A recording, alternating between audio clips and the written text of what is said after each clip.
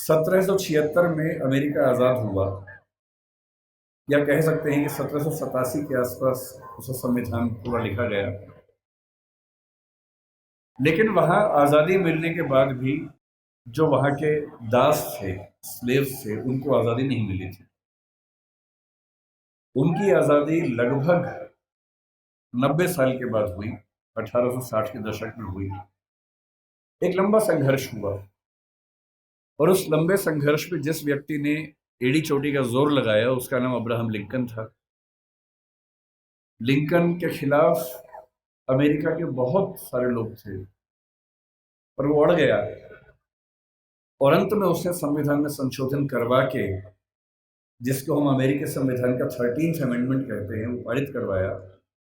और जिसके बाद से वहां दास व्यवस्था समाप्त हुई।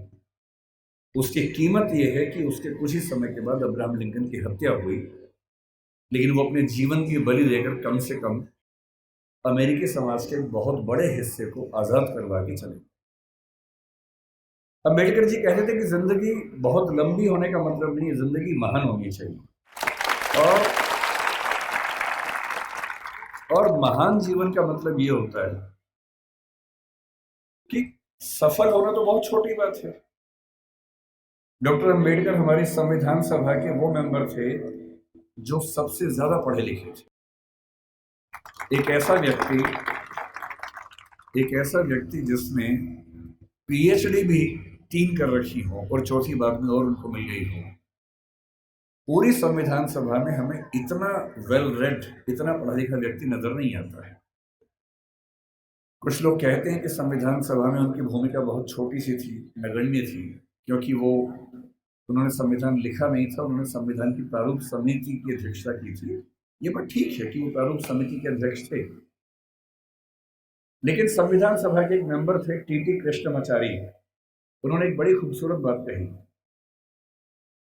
कि संविधान सभा की प्रारूप समिति में कुल 7 मेंबर थे, जिनमें से एक ने ज्वाइन ही नहीं किया, एक बीमार पड़ गए, 2 दिल्ली के बाहर थे, एक देश के बाहर चले गए, एक ने इस्तीफा दिया, तब दूसरे मेंबर को लेके आए। और कहने को 7 मेंबर थे, लेकिन दरअसल केवल एक व्यक्ति के हाथ में ड्राफ्टिंग की सारी जिम्मेदारी आई, और ये कथन टीटी कृष्णमाचार्य ने संविधान सभा के भीतर दिया। और इसलिए हमें इस बात का सम्मान करना चाहिए।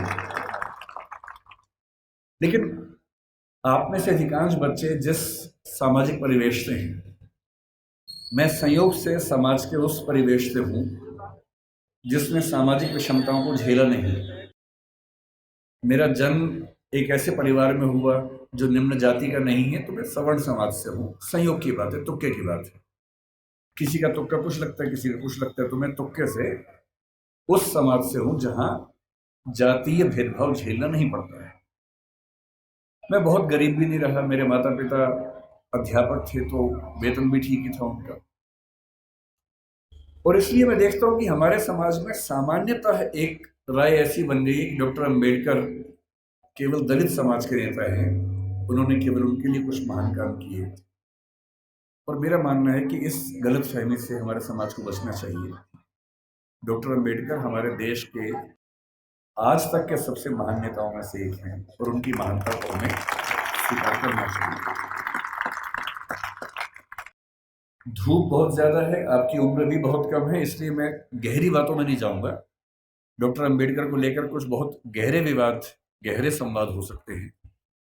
उनका गांधी जी से क्या रिश्ता था, आज़ादी के आंदोलन से उनका क्या रिश्ता था, मार्क्सवाद से क्या रिश्ता था, बौद्ध धर्म से उनका क्या रिश्ता था। ये सब ऐसे प्रश्न हैं जिन पर हम कई घंटे गहरी बात कर सकते हैं, लेकिन क्योंकि आप अभी स्कूल वाले बच्चे हैं, ज़्यादातर आपके लिए इन विवादों में अभी उलझना ठीक नहीं है। आपके लिए जो ज़्यादा महत्वपूर्ण है, मैं उस बात पे आता हूँ। मैंने पिछले 1 साल में जो यात्राएं की, उसमें एक यात्रा कोलंबिया विश्वविद्यालय न्यूयॉर्क की, और वहाँ जाते ही मैंने अपने दोस्तों से पूछा कि भाई यहाँ डॉक्टर अम्बेडकर पढ़ते थे, कोई ऐसा मेमोरियल उनका है क्या। तो वो मुझे एक लाइब्रेरी में, जो बेसमेंट में अच्छी लाइब्रेरी, उनकी काफ़ी अच्छी लाइब्रेरी है, वहाँ लेके गए। और लाइब्रेरी में एक दरवाज़ा जहाँ अंदर रीडिंग रूम है, उसके बाहर एक बहुत सुंदर प्रतिमा उनकी लगी हुई है, और साथ में काफ़ी उनके बारे में लिखा हुआ है। और मुझे बहुत अच्छा लगा कि कोलंबिया विश्वविद्यालय आज भी ये मानता है कि डॉक्टर अंबेडकर उनके आज तक के सबसे शानदार विद्यार्थियों में से एक थे। फिर उसी के कुछ दिन बाद मैं लंदन में था, तो लंदन स्कूल ऑफ इकोनॉमिक्स वहाँ से पास ही था, करीब 2-3 किलोमीटर दूर था। संडे का दिन था तो मैं घूमते घूमते वहाँ चला गया, बंद था वो। तो मैंने वहाँ उनके जो स्टाफ मेंबर थे उनसे रिक्वेस्ट की कि क्या मैं अंदर केवल घूम सकता हूँ थोड़ा सा। तो बोले हाँ घूम लीजिए। और जब मैं घूमने गया तो मैंने देखा कि बिल्डिंग में अंदर घुसने से पहले ही बाहर उन्होंने एक ही प्रतिमा लगाई है और वो डॉक्टर अंबेडकर की ही प्रतिमा है। तो मुझे ऐसा लगता है कि जिस भारतीय सपूत की ख्याति दुनिया में इतनी ज़्यादा है, अमेरिका में, लंदन में जहाँ वो पढ़े, वहाँ के इंस्टीट्यूशन से मानते हैं कि हमारे महानतम विद्यार्थियों में से एक वो थे। तो ऐसा क्यों है कि हमारे समाज में उनको लेकर ऐसी गलतफहमियां बहुत ज़्यादा है। आज मुझे बुलाया गया है ये कह के कि बच्चों को प्रेरणा देनी है, पर दरअसल मेरे लिए तो खुद ये प्रेरणा का समय है कि मैं एक ऐसी जगह हूँ जहाँ डॉक्टर साहब पैदा हुए, उनकी मृत्यु हुई। मैं बहुत संक्षेप में आपको ये बताना चाह रहा हूँ, क्योंकि आप में से बहुत सारे बच्चे जिस समाज में पैदा हुए होंगे, आपकी परिस्थितियां कुछ कुछ वैसी होंगी जैसे अम्बेडकर जी की थी। हालांकि वैसी नहीं होंगी, और क्यों नहीं होंगी? क्योंकि अम्बेडकर जी हो गए आपसे पहले, इसलिए आपकी स्थितियां वैसी नहीं। अगर वो ना होते तो स्थितियां वैसी होती। तो मैं आपको थोड़ा सा बताना चाह रहा हूं कि आप किस भारत की ऐतिहासिक सामाजिक परंपरा में स्थित हैं और आपकी जिम्मेदारी क्या बनती है। मैं ये भी समझाना चाह रहा हूं कि जो सदस्य आप में से या समाज के जो सुनेंगे इस वक्तव्य को, जो समाज के उस तबके से नहीं भी हैं, जो समाज के संपन्न वर्ग से हैं, उनको भी समझने की जरूरत है। जो हम थोड़ा सा समझेंगे क्या है वो। हमें किसी व्यक्ति की महानता समझने के लिए पहले ये देखना चाहिए कि उसकी प्रेरणा बिंदु क्या थे।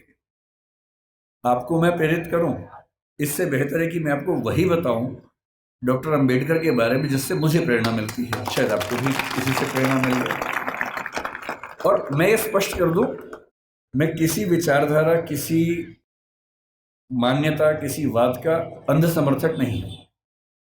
मैं ना गांधीवादी हूं, ना मार्क्सवादी हूं, ना अंबेडकरवादी हूं। मैं सभी महान व्यक्तियों को पढ़ता हूं, डूब के पढ़ता हूं। अंबेडकर जी जितना पढ़ते थे उतना नहीं पढ़ पाता हूं, लेकिन तब भी काफ़ी पढ़ता हूं। उनके बारे में तो एक ऐसी बात मैंने सुनी है, आप बार बार ताली मत बजाइए, उससे रिदम टूटेगी। ताली एक ही बार बजा दीजिएगा बाद में, है ना। अभी सुन लीजिए। मैं कल जब इंदौर आ रहा था, फ्लाइट में था, तो मैंने कुछ वीडियोस डाउनलोड किए हुए थे अंबेडकर जी के बारे में, ये सोच के कुछ नया पढ़ने को मिले, कुछ नया सुनने को मिले, तो मुझे भी तो प्रेरणा मिले। तो एक जिक्र मैंने सुना। आप लोग धूप से परेशान तो नहीं हो रहे ज़्यादा? वैसे भी धूप मेरी तरफ ज़्यादा है, आपकी तरफ तो कम है, तो है ना। तो अगर मैं बोल सकता हूँ तो आप सुन भी सकते हैं, ऐसा क्या है। और आप बैठे हैं, मैं खड़ा हूँ, तो आपको तो ज़्यादा। तो मैंने कल एक बड़ा अच्छा जिक्र सुना। वो जिक्र एक विदेशी लेखक जिन्होंने किताब लिखी इनसाइड एशिया, ये 19 मतलब अंबेडकर के समकालीन लेखक थे, जिनका नाम था जॉन गुंटर, बड़े प्रसिद्ध लेखक थे। उन्होंने लिखा कि मैं 1938 में एक बार डॉक्टर अंबेडकर के घर गया और मैं दंग रह गया। उनकी लाइब्रेरी में किताबें गिनने लगा, तो उसके बाद पता लगा कि उनके पास उस समय 8,000 किताबें थी। ताली नहीं बजानी है, नहीं, सुनना है, केवल सुनना है। 8,000 किताबें थी। और जिस दिन डॉक्टर अंबेडकर की 1956 में 6 दिसंबर को मृत्यु हुई, मैं जिस चीज से सबसे ज्यादा उनका प्रशंसक हूं, उस दिन उनके पास 35,000 किताबें थी। मैंने अरस्तु के बारे में सुना है, जो ग्रीक फिलॉसफी का सबसे महान चिंतक या सबसे महान चिंतकों में से एक हुआ। उसने अपने जीवन में 3,000 पुस्तकें लिखी। हालांकि वो अधिकांश पुस्तकें बहुत छोटी हैं, 2 पृष्ठ, 4 पृष्ठ, 5 पृष्ठ की हैं। मैं दंग रह जाता हूँ। मेरे पास डॉक्टर अंबेडकर का पूरा साहित्य है, वो 21 किताबों में आता है। और जब मैं उसको उठा के 5-7 दिन पहले जब पता लगा यहाँ आना है, तो मुझे लगा मैं एक बार रेफरेंस के तौर पर फिर से देख लूँ। इतना मोटा बंडल है उन किताबों का जो डॉक्टर अंबेडकर ने केवल अपने 65 साल के जीवन में लिखी है। उनको समय कम मिला, ये ईश्वर या नियति की क्रूरता है कि उनको समय कम मिला। अगर उनको 10-15 साल और मिल जाते तो निस्संदेह हमारा देश जैसा है उससे बहुत बेहतर होता। लेकिन नियति का मामला है। मैं देखता हूं कि हमारे समाज में बहुत लोग उनका विरोध करते हैं। उनको लगता है कि ये दलितों का नेता है, ये हिंदू धर्म के बहुत खिलाफ था, ये बहुत नाराज रहता था। लेकिन उन्होंने उन परिस्थितियों को, उस बैकग्राउंड को देखा नहीं जो आज मैं आपसे डिस्कस करूंगा। आपने सुना होगा जरूर, नहीं सुना तो आप सुन लीजिए और फिर तुलना कीजिए कि आज आप जहां हैं क्यों वहां हैं। अगर अंबेडकर साहब ना होते या ज्योतिबा फुले ना होते, उसके 500 साल पहले कबीरदास ना होते, उसके 2000 साल पहले बुद्ध ना होते, तो दरअसल हम वहां नहीं होते जहां जब बैठे हैं। क्या उन्होंने क्या झेला अंबेडकर जी ने? क्योंकि आप बच्चे हैं इसलिए मैं वही सी चीजें बताऊंगा जो आपको थोड़ा सुन के समझ में आएंगी और प्रेरणा मिलेगी आपको। जब वो 6 साल के हुए, यहीं पैदा हुए, यही उनका घर है, मुझे बताया गया इसी घर में उनका जन्म हुआ। आप लोग कितने सौभाग्यशाली हैं कि आप यहाँ आते हैं। मैं तो पहली बार जीवन में आया हूँ। कुछ दिन पहले इंदौर पहली बार मैं आया था, 1 साल पहले। मुझे ये नहीं पता था कि इतना पास में वो जगह है, वरना मैं उसी दिन आता। तो मुझे बड़ा आश्चर्य हुआ कि मैं इंदौर तक आया भी और मुझे पता नहीं चला। तो जब वो पैदा हुए इसी जगह है, क्योंकि उनका सौभाग्य था कि वो एक सूबेदार के बेटे थे, इसी सेना में काम करने वाले। मुझे आज पता लगा कि MHOW क्यों कहते हैं, मिलिट्री हेडक्वार्टर्स ऑफ वार उसका नाम था। मैं परेशान था कि महू की स्पेलिंग MAHU क्यों नहीं है, MHOW क्यों है। तो आज पता लगा नहीं, वो एक एक्रोनिम है, उसकी फुल फॉर्म एक है। वो जिस समाज में थे उस समाज के बच्चे स्कूल में नहीं पढ़ते थे, उनको पढ़ने की अनुमति नहीं थी। पर क्योंकि वो सूबेदार के बेटे थे, और सूबेदार एक कमीशन पद होता है सेना में, बड़ा पद होता है, तो इतना हो गया कि उनको स्कूल जाने का मौका मिल गया। पर उनकी माँ को, आदरणीय भीमाबाई जी को अच्छे से पता था कि जब बच्चा स्कूल जाएगा तो इसके साथ बहुत बुरा बर्ताव होगा, जिसको आपकी भाषा में बुलिंग कहते हैं, आजकल के बच्चों की भाषा में बुलिंग कहते हैं, उसका खतरा था। और माताओं को, पिताओं को बहुत चिंता होती है कि हमारे बच्चे के साथ स्कूल में ज्यादती ना हो, बदतमीजी ना हो। कल को आप भी पेरेंट्स बनेंगे, आप भी इस दर्द से गुजरेंगे। ऐसे कई बच्चे होते हैं, कोई फिजिकली उतना ठीक नहीं है, कोई मेंटली उतना ठीक नहीं है। जब वो स्कूल जाते हैं बच्चे, एक तो पहले वो पीड़ित है, उसके बाद स्कूल के बाकी बच्चे उनका मजाक बनाते हैं, चिढ़ाते हैं। पेरेंट्स को इतना दर्द होता है इस बात से, लेकिन क्या करें। तो उनकी माता जी ने, भीमाबाई जी ने कहा कि देख बेटा, स्कूल जा रहा है, पहले ही समझा रही हूं, बहुत बुरे अनुभव होंगे। लड़ना मत, झगड़ना मत, विद्रोह करके छोड़ मत देना, क्योंकि पढ़ाई करोगे वो अकेला रास्ता है कि कुछ बड़ा कर पाओगे जीवन में, वरना कोई दूसरा रास्ता नहीं। इस बात को उस छोटे से बच्चे ने मन में बिठा लिया। वो स्कूल गया। उस स्कूल में पहली बार कोई ऐसा बच्चा आया था जो समाज के अछूत कहे जाने वाले समुदाय का हिस्सा था। जो बाकी बच्चे थे बुरे नहीं थे, पर वो भी अपने अपने घर से सीख रहे थे, अपने समाज से सीख रहे थे। उनको ये पता था कि ऐसे बच्चों के साथ नहीं बैठना है, दूर रहना है। तो व्यवस्था हुई कि वो स्कूल में क्लास के सबसे अंत में, जहां सारे बच्चों के जूते चप्पल रखे हैं, उसके पड़ोस में एक दरी छोटी सी बिछा के बैठेंगे, और दरी भी खुद लेके आएंगे ताकि स्कूल में कोई और व्यक्ति अपवित्र ना हो। अब सोच के देखिए, इमेजिन कीजिए उस बच्चे की हालत कि एक बच्चा है, अपने घर से दरी लेके आता है, क्लास के अंत में जहां जूते चप्पल रखे हैं उसके पास में बिछाता है, बैठता है, बाद में लेके जाता है। उसके साथ कोई खाना भी नहीं खाता है, तो वो दीवार की तरफ चेहरा करके अपना भोजन करता है जो घर से लेके आया था। उसको पानी पीने की अनुमति नहीं है। आपने ये सब नहीं झेला होगा, उस बच्चे का सोचिए। याद से केवल और केवल 110 साल पहले की बात मैं कर रहा हूँ, बहुत पुरानी बात नहीं है, 115 साल पहले की बात। उस बच्चे को पानी पीना है, और स्कूल में पानी की एक ही व्यवस्था है कि जो पानी का नल है या घड़ा है उसे वो नहीं छू सकता। तो एक चपरासी है जो उसको दूर से पानी देगा तो वो पिएगा, वो घड़ा नहीं छू सकता है। और ये बात कोई और नहीं कहा है, डॉक्टर अंबेडकर ने खुद अपनी आत्मकथा लिखी है। वो उस समय छप नहीं पाई थी, छपी 1990 के आसपास है। अंग्रेजी में उस आत्मकथा के कुल 6 अध्याय हैं। उसका नाम है वेटिंग फॉर ए वीजा। ये उन्हीं की पुस्तक है। उसमें केवल 6 अध्याय हैं, जिनमें से 4 अध्यायों में उन्होंने अपने अनुभव बताए हैं और 2 में बाकियों के अनुभव बताए हैं। और जो पहला अनुभव है वो यही अनुभव है। और वो साफ लिखते हैं कि अगर किस दिन बच्चों, अभी मैं जानता हूँ आप बहुत बेचैन हो गए, शरारत करने का मन भी होगा, लेकिन जिनकी बात चल रही है ना, उनके सम्मान में थोड़ा शांत रहें और सुने, है ना, समझें उस बात। चंचलता इस उम्र में होती है, लेकिन थोड़ा सुन लीजिए, क्या हो गया, फायदा हो जाएगा, कुछ नया सीखोगे, है ना। आपकी उम्र से बहुत पहले अंबेडकर जी बहुत सीरियस हो गए थे, इसलिए वो अंबेडकर जी हैं। तो अब तो सीरियस हो ही जाना चाहिए। और जिस व्यक्ति की बात चल रही है उसका कितना एहसान है हम पे, आपके समाज पे विशेष रूप से, ये भी समझना चाहिए। जिस दिन चपरासी नहीं आएगा उस दिन पानी नहीं पी सकते हैं। उन्होंने एक वाक्य लिखा अपनी आत्मकथा में, नो पियन नो वाटर। उस समय ऐसी बोतलें नहीं होती थी जो भी आपको बढ़ रही थी, जिन बोतलों के लिए आप हाहाकार मचा रहे थे, उस जमाने में नहीं होती थी।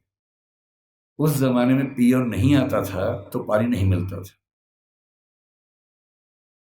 उनके नंबर बहुत अच्छे हैं क्लास में।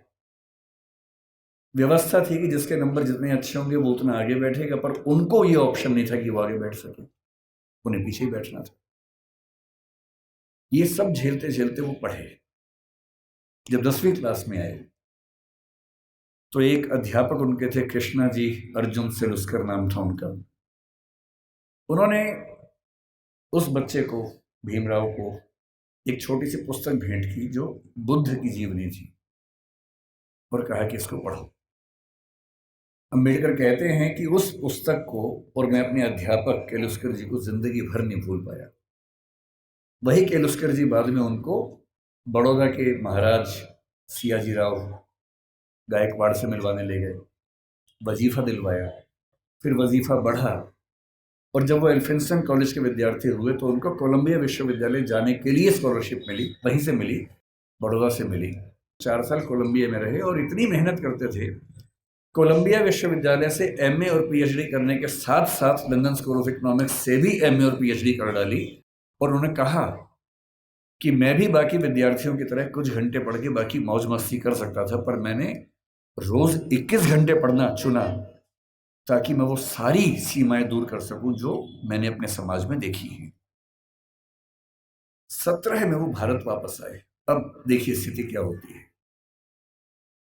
जब वो भारत आए तो 4 साल अमेरिका में रहे थे, बीच में लंदन में रहे थे, तो उनको वहां जाति व्यवस्था नहीं थी, वहां कोई ये छूत नहीं था। वहां भी ब्लैक्स की दिक्कत थी, अश्वेतों की दिक्कत थी, पर क्योंकि वो अश्वेत नहीं थे इसलिए वो दिक्कत उन्होंने नहीं महसूस की। तो उन्होंने 4 साल देखा कि एक समानता का व्यवहार उनके साथ हुआ, तो वो उसके अभ्यस्त हुए। अब भारत आए। बड़ौदा महाराज के साथ जो सहमति थी वो ये कि जब वो पढ़ के आएंगे तो बड़ौदा सरकार में सिविल सेवक बनेंगे, दीवान बनेंगे। अब सोच के देखिए क्या हुआ उनके साथ। वो व्यक्ति बंबई से बड़ौदा आया, और जब बड़ौदा आया तो उसको लगा कोई तो लेने आएगा, क्योंकि वो महाराज के सिविल सर्वेंट थे। स्टेशन पर कोई लेने नहीं आया उनको, क्योंकि उनका समाज पिछड़ा हुआ था। तो कोई बात नहीं, उतरे, सोचा कि अब कहाँ रहूं। उनको अंदाजा था कि जो हिंदू समाज की धर्मशालाएं हैं, होटल से, वहां उनको अनुमति नहीं मिलेगी, क्योंकि वो अस्पृश्य माने जाते हैं। तो काफी ढूंढने के बाद उनको एक पारसी धर्मशाला मिली। ये सब बातें अंबेडकर जी ने अपनी जीवनी में लिखी है, आत्मकथा में, वहीं से बता रहा हूं आपको, उन्हीं की लेखनी है। क्योंकि पारसी धर्म में तो जाति व्यवस्था नहीं है, तो उनको लगा यहां शायद शांति मिलेगी। वो पारसी धर्मशाला में गए, वहां कमरा लिया। एक ही कमरा था, बड़ा बहुत बुरी हालत में कमरा था, फर्नीचर से भरा हुआ गोदाम जैसा कमरा, उसी के कोने में रहने की व्यवस्था हुई। तो रहने लगे। कुछ देर के बाद उस धर्मशाला का जो केयर टेकर था वो गुस्से में आया और उसने कहा कि तुम पारसी नहीं हो। उन्होंने कहा नहीं, मैं तो पारसी नहीं हूं। तो बोले बताया क्यों नहीं? बोले आपने पूछा नहीं, मैं क्यों बताऊं। लेकिन उस धर्मशाला में कई महीनों से शायद कोई आया ही नहीं था, हालत खराब थी। तो फिर सहमति बनी कि यार तुम ना रजिस्टर में कोई पारसी नाम लिख दो, मैं मैनेज कर लूंगा। और बोले मुझे कुछ दिन में घर मिल ही जाएगा, मैं फिर वहाँ शिफ्ट हो जाऊंगा। तो एक पारसी नाम कुछ रख के काम चलाया। लेकिन 11 दिन हुए थे अभी, और 11वें दिन लगभग 10 से 15 पारसी युवक हथियार, लाठी, डंडे हाथ में लेके चिल्लाते हुए उनकी तरफ बढ़े। और तब उन्होंने कहा कि एक अछूत आदमी पारसी धर्मशाला में कैसे आ गया, तुमने हमारी धर्मशाला खराब कर दी। अंबेडकर जी ने कहा कि आपके धर्म में तो जाति व्यवस्था है नहीं। बोले वो सब हमें नहीं पता, भागो यहां से। और खतरा था कि हिंसा हो सकती थी। अंत में तय हुआ कि शाम तक का समय है, छोड़ देना वरना छोड़ेंगे नहीं। डॉक्टर अम्बेडकर अपने ऑफिस गए। ऑफिस में उनकी कुर्सी अलग बनाई गई। उनका चपरासी उनको पानी इस तरह से देता था कि जैसे किसी खराब व्यक्ति को दे रहा हो। फाइलें फेंक के देता था ताकि छू ना ले। आप उस व्यक्ति का मन सोचिए कि जो व्यक्ति इतना पढ़ के आ गया है, अमेरिका से पीएचडी, लंदन से पीएचडी कर चुका है, इकोनॉमिक्स में पहली बार देश में किसी ने इतने गंभीर स्तर पर अध्ययन किया होगा, उसके साथ ये बर्ताव हो रहा है। उन्होंने महाराजा के सचिव से बात की, भाई मुझे रहने को घर कब मिलेगा, छोड़ना है मुझे। कोई जवाब नहीं मिल पाया। शाम तक छोड़ना है। पूरे बड़ौदा में एक भी जगह नहीं है जहां वो रह सके। अंतिम उपाय क्या किया, अपने एक हिंदू दोस्त से बात की कि भाई, जो दो दोस्त उनके बाहर से पढ़ के आए थे, एक हिंदू एक ईसाई, दोनों से बात की। हिंदू दोस्त से कहा यार ऐसा कि ऐसे ऐसे छोड़ना पड़ रहा है पारसी धर्मशाला, क्या मैं तुम्हारे घर रह सकता हूँ। बहुत प्रगतिशील व्यक्ति था, पर उसने 2 मिनट चुप होकर बोला कि देख यार, मुझे तो दिक्कत नहीं है, पर मेरे यहाँ जो लोग काम करते हैं ना, वो सब काम छोड़ देंगे, क्योंकि तुम अगर रहोगे तो वो फिर सब खत्म हो जाएगा। तो बोले ठीक है, कोई बात नहीं। एक ईसाई दोस्त था, ईसाइयों में तो प्रथा नहीं होती है, उससे पूछा। उसने कहा यार, हूं तो मैं ईसाई, लेकिन कुछ पीढ़ी पहले हम हिंदू थे, तो हमारे परिवार में अभी तक वो संस्कार हैं, और मेरी पत्नी इस बात से भड़क जाएगी कि आपने एक अछूत को अपने घर में कैसे बुला लिया। और तब डॉक्टर अम्बेडकर लिखते हैं अपनी आत्मकथा में, जो हिंदू समाज के लिए अछूत है वो पारसी के लिए भी अछूत है, वो ईसाई के लिए भी अछूत है। और यही मुंबई में सिडनेहम कॉलेज में जब वो प्रोफेसर बन के गए, वहां भी ये बर्ताव हुआ कि उनको पानी पीने की व्यवस्था अलग थी। सिडनेहम कॉलेज, जो कि बहुत प्रतिष्ठित कॉलेज है मुंबई का, एक बार घड़ा छू लिया तो घड़े को तोड़ा गया पवित्र करने के लिए। और तब उनको फिर ये लगा कि ये अलग अलग धर्म जो दावा करते हैं कि हम समानता वाले धर्म हैं, उन सबका ऐसा बर्ताव क्यों है। फिर एक घटना लिखते हैं अंबेडकर जी अपनी आत्मकथा में। एक बार वो नासिक से औरंगाबाद जा रहे थे निजी यात्रा पे कुछ दोस्तों के साथ। उन्होंने जानबूझ के सबसे कहा किसी को बताना मत, मैं नहीं चाहता किसी को पता लगे, निजी यात्रा रखेंगे इसको। रास्ते में दौलताबाद का किला पड़ा। दौलताबाद का किला ऐतिहासिक स्थल है, उनकी इच्छा हुई कि देखते हैं उसको। तो 7-8 दोस्त खूब धूल मिट्टी झेलते हुए वहां पहुंचे। किसी को बताया नहीं था। जब पहुंचे तो वहां एक पानी का हौद था जहां पर लोग हाथ मुंह धो लेते हैं। इन सब ने वहां पर हाथ मुंह धो लिया।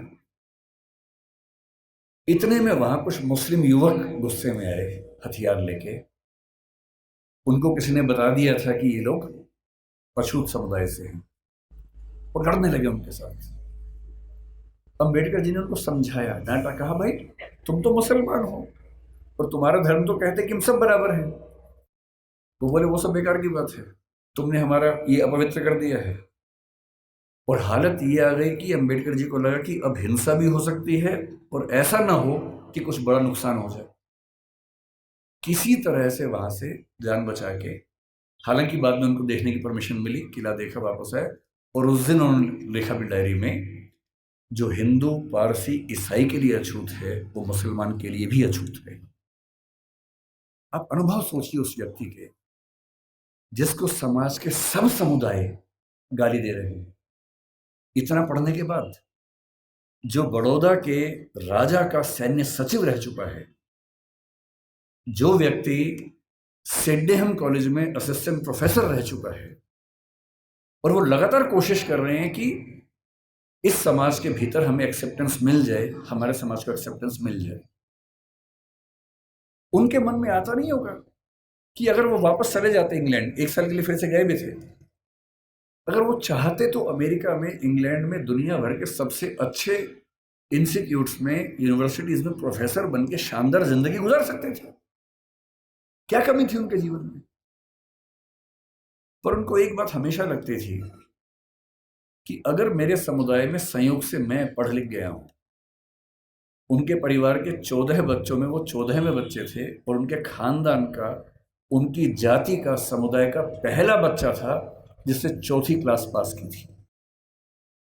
उनको एक ही बात लगती थी कि मैं अपनी जिंदगी तो शानदार बना के गुजार सकता हूं, बड़ी बात नहीं है।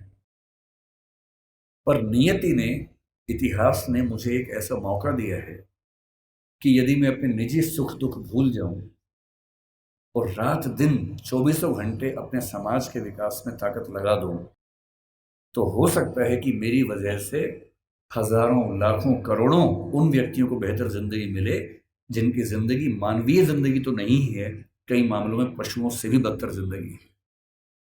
और इसीलिए मैं कहता हूं कि जो बोधिसत्व शब्द है वो दरअसल वैसे ही व्यक्तियों के लिए बना हुआ है। बोधिसत्व क्या होता है? महात्मा बुद्ध के बारे में कहते हैं कि जब उनको मोक्ष मिल गया, बुद्ध मानते थे कि जीते जी भी मोक्ष मिल सकता है, कहते हैं कि उनको मोक्ष मिल गया। और जब उनको मोक्ष मिल गया तो वो मुक्ति में जाके आनंद में रह सकते थे। पर उन्होंने कहा कि नहीं, इस समाज में, इस दुनिया में इतने लोग दुखी हैं, इतने लोग परेशान हैं। उनके अंदर बहुत करुणा थी। उनको लगता था कि जब तक दुनिया में एक भी व्यक्ति दुखी है, परेशान है, तब तक मैं अकेला मोक्ष लेकर क्या करूंगा।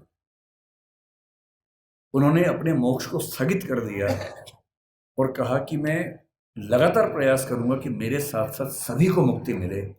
और तब से बुद्धिज्म में कंसेप्ट आया कि जो व्यक्ति अपनी मुक्ति के लिए अर्ह है, एलिजिबल है, उसके बाद भी मुक्त नहीं होना चाहता, क्योंकि वो चाहता है कि मैं सबको मुक्त करके मुक्त होऊंगा, उसको बोधिसत्व कहते हैं।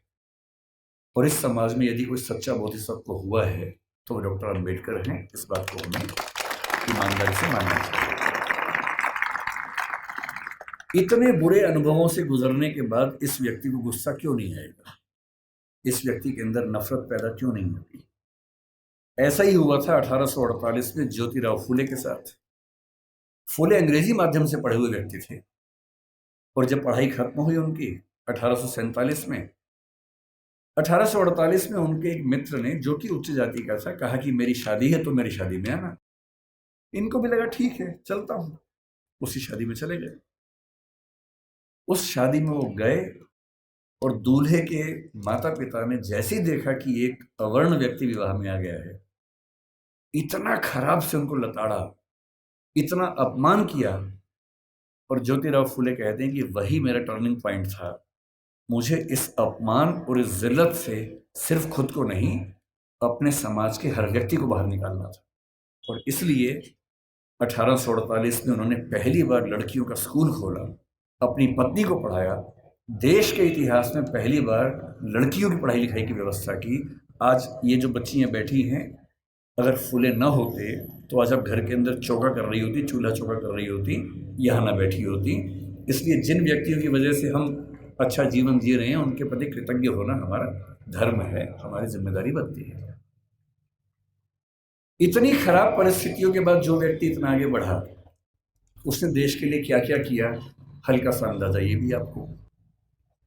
जो लोग कहते हैं कि उन्होंने केवल दलित समाज पर कल्याण किया, वो बहुत छोटी बात कहते हैं। वो तो किया ही।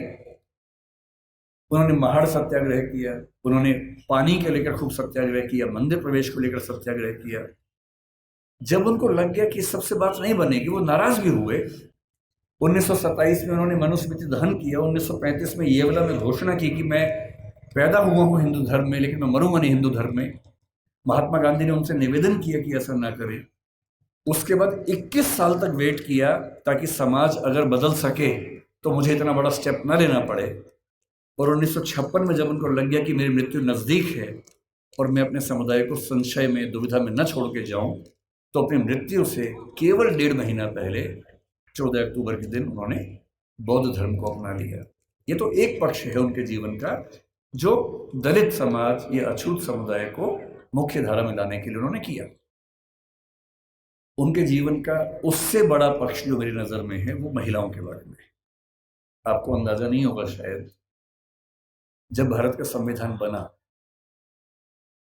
उन्होंने बहुत जिद की, और ये बात 1935-36 से ही शुरू हो गई थी, आजादी के बाद तक चलती रही, कि महिलाओं को बराबरी मिलनी चाहिए और महिलाओं को बराबरी देने के लिए यूनिफॉर्म सिविल कोड का आना बहुत जरूरी था, जिसको आजकल हम बोलते हैं समान नागरिक संहिता।